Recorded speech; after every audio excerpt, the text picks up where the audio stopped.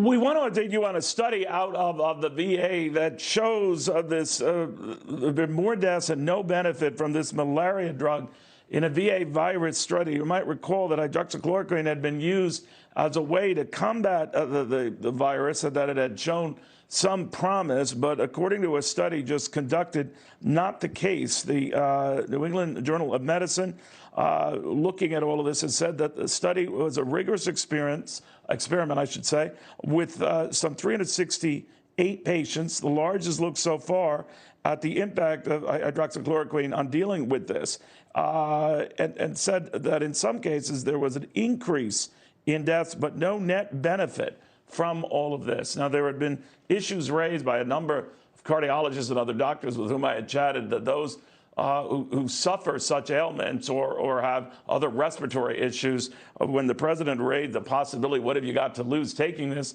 Well, one was your life. It could kill you. So if you are in that endangered group or vulnerable group, taking this was a high risk. Now, this study does not detail who were among those who succumbed to the illness regardless. But what it does show is that maybe the hope for benefit from this, what had been a malaria drug, was not quite as pronounced as the president had said or hoped. A little early. They're going to look at other options here. But in the meantime, I do want to raise this with Dr. Luiza Petre of the Mount Sinai School of Medicine, a cardiologist by training as well. Doctor, what do you think of this? It's an early finding, but it seems to pour cold water on this notion that it's a potential treatment. What do you think? Yes, Neil, we definitely have some preliminary data. We, as cardiologists, did have a concern before because we know this drug can trigger a lot of cardiac arrhythmias. Also, there is another angle to this. We know coronavirus doesn't just affect the lungs. 1 in 4 patients do have evidence of heart damage. And adding a medicine like hydroxychloroquine could add to this arrhythmia potential. And this could be quite worrisome in a lot of patients. However, the studies are still early. We still need to tweak around to see what's the right dose, what is the right length of treatment. Also, we know that coronavirus doesn't affect just the heart or the lungs. There are so many other mechanisms. We know we are learning about blood clotting and so many other things that could affect mortality. And we know hydrochloroquine actually works as an anti-inflammatory drug, but it might not help all the angles of how this virus attacks the body.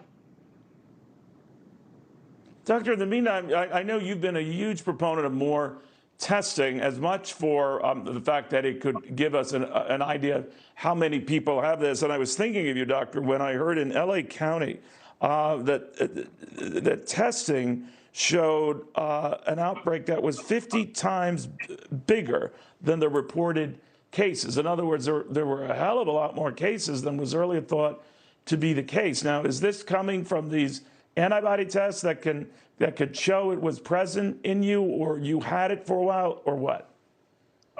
Yes, Neil. Los Angeles ran the first population study to look at antibody testing in a random selection. So their results are actually staggering. When they looked at the first 3,300 patients, they found that the number of immune patients in general population to be 50 times higher than the number of cases confirmed. However, we need to determine the accuracy of this study.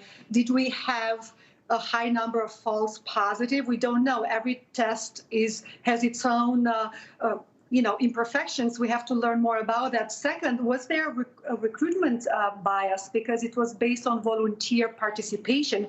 If someone is more exposed, maybe would be more likely to get himself tested. Anyway, numbers are staggering, and if you think that it's 50 times more than the positive numbers, can we take that number to New York? Here is the epicenter. Can we reproduce the same model here? We already are doing a study in New York. It started yesterday, and we are looking at 14,000 residents, again, random samples, testing 2,000 people a day, and we should have the results within 2 weeks. But if those numbers are indeed accurate, we are looking at a multiplier of 50. That means 6 million New Yorkers already have been exposed. It's like 3 in 4. Well, it could certainly give us a better idea. It's something you've been championing long before anyone that I know, Doctor. So good on you. And thank you for all your hard work.